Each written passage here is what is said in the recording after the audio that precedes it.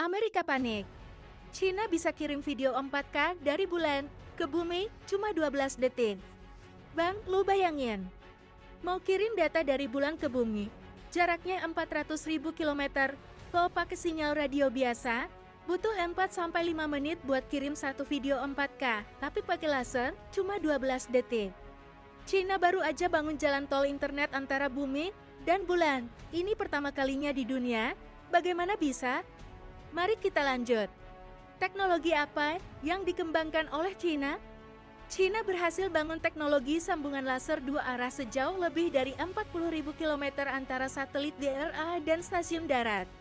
Ini bukan cuma kirim sinyal satu arah bang, teknologi laser ini bisa kirim dan terima data skala gigabyte, bumi bulan, secara bersamaan. Angkanya sangat gila bang.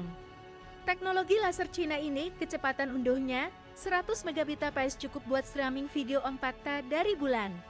Kecepatan unggah 1,25 megabit per detik.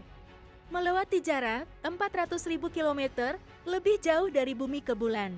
Bandingkan dengan teknologi lama yang masih pakai sinyal radio 5 megabit per detik, kirim satu foto 8K butuh waktu 4-5 menit. Pakai laser 100 megabit per detik buatan China, cuma 12 detik bang. Kenapa teknologi ini sulit banget dikembangkan? Inilah yang bikin teknologi yang dikembangkan China ini luar biasa bang. Ada 3 masalah besar yang harus dipecahkan. 1. Menyulam jarum. Dari 400.000 km.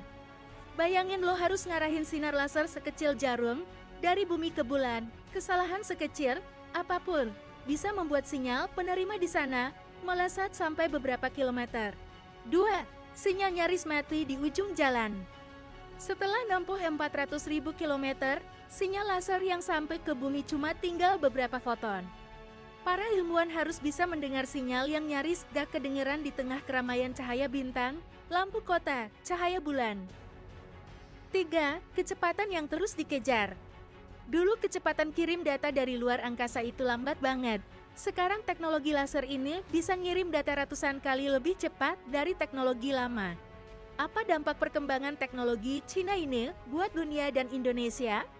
Ini bukan cuma soal bulan bisa internetan. Ini soal siapa yang akan kuasai luar angkasa. Dampak pertama, China siap bangun pemukiman di bulan. Para ilmuwan bilang teknologi ini bakal dipakai buat misi berawak ke bulan dan stasiun riset di sana. Kedua, perang data di luar angkasa. Siapa yang punya jalan tol tercepat ke bulan? Dia yang bisa menguasai eksplorasi antariksa. China baru aja nyusul, atau bahkan ngalahin Amerika dalam hal ini. 3. Indonesia harus perhatian. Kalau China serius bangun koloni di bulan, Indonesia punya peluang kerjasama, tapi juga harus siap-siap buat perubahan keseimbangan kekuatan global. Dampak keempat, Amerika mulai kehilangan keunggulan. Amerika masih pakai teknologi microwave yang lebih lambat. Dulu Amerika dominan di komunikasi luar angkasa. Sekarang China yang punya informasi. Super Highway pertama ke bulan. Dampak kelima, nilai ekonomi triliunan. Dunia usaha diprediksi akan menciptakan 630 miliar dolar nilai ekonomi dari aktivitas di kawasan bumi bulan antara tahun 2024 sampai tahun 2040. Siapa yang duluan punya infrastruktur, dia yang duluan panen. Kesimpulannya bang, China baru aja bangun jalan tol data ke bulan, kecepatan 100 megabit per detik, jarak 400.000 km, dan ini baru awal. Ini bukan cuma soal kemampuan komunikasi dan kirim data besar super cepat bang, ini soal siapa yang bakal kuasai eksplorasi antariksa 10 tahun ke depan.